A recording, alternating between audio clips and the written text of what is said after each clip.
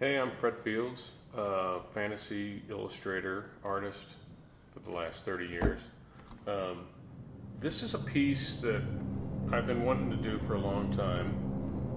I do sculpt, and I don't always get a chance to, so I really wanted to sculpt a Cthulhu head, and I wanted to make it useful, something that rather than just, sitting on your desk or whatever, I wanted it to actually be able to be used. And it's a dice tower.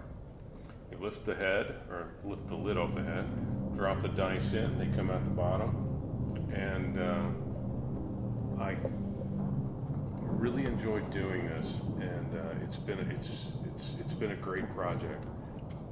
Hey everybody, it's Fred Fields.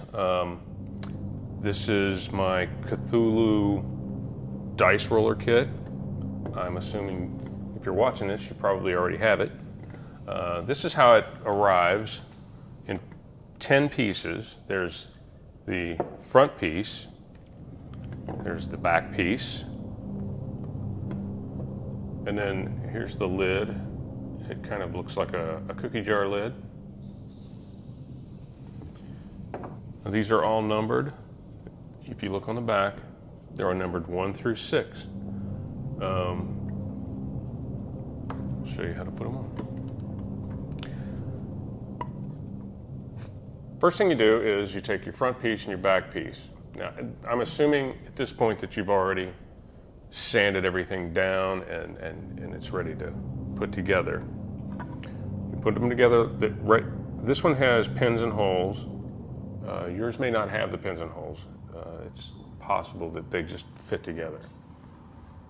So I put them together with the pins and the holes, and I use, this is just Loctite epoxy that I picked up at Home Depot. And it sets up in 5 minutes. So I put it on both sides, front and back, put it together, held it together really tight, and then within a few minutes, it's solid. So then I used this 2-part epoxy sculpt to fill in air bubble holes and to fill this seam. You could use Bondo if you want to go a little cheaper. It'll do just as well. So when you're looking at the Cthulhu, the tentacles that are numbered 1 through 6 go into these holes.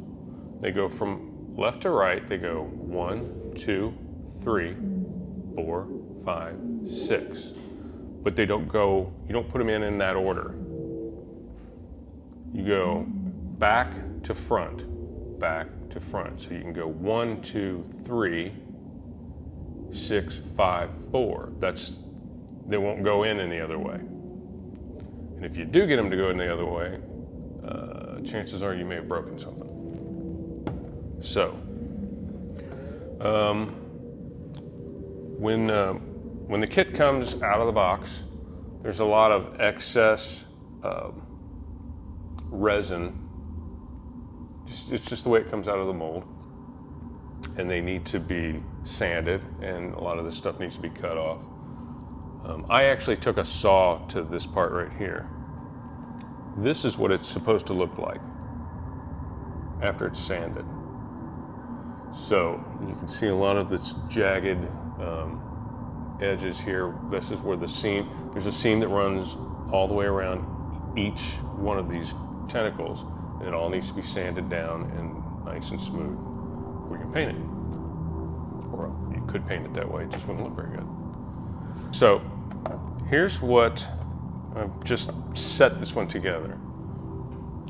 This is the one that I epoxied, and then I filled all the holes with this epoxy, and I filled the seam, and the next day after it dries, sanded it. I used a Dremel, I used a drill, and then I covered it with acrylic gesso to prime everything so that I can paint it. And that's why you don't see the gray putty here, it's white. And I'm also going to use this satin varnish after it's painted. Cthulhu is a sea creature, so he should not have any spots on him that are flat, like a dry look. He should always have sort of just a little bit of a wet look. And then the other one I'm going to use for the eyes and the tentacles is a gloss. So just kind of gives it more of a nasty, creepy, kind of slimy look. I'm also going to be using this. I've not used this before because I generally paint in oils and these are acrylics. So I'm used to having more time to paint before it dries. And this is an acrylic retarder, and it slows down the drying process. And then once I get everything, this is going to take a few coats. Once I get a coat on, I just take a hair dryer to it, just to speed up the drying process, because who wants to watch paint dry? When these kits come out of the mold, there's some flaws and some air bubbles, and so there's a little bit of prep work that has to go along with it. One of the things I did was to make sure that the lid fit flush, I would find out, where it's not fitting in very well, and I'd take the Dremel and I'd sort of sand it down. And I finally got this thing to where this one exactly the way I wanted it. And I smoothed down the edges here so it lines up a little better. Now, if you look on the back here, there's a little finger hole for pulling the cookie lid off. It wasn't really necessary now that I'm looking at it. You just grab it like that, but it's something I did. Also, I designed this thing to where let's say you're not a gamer and you're not going to use dice or anything like that. You can put incense in it, and here are your smoke vents.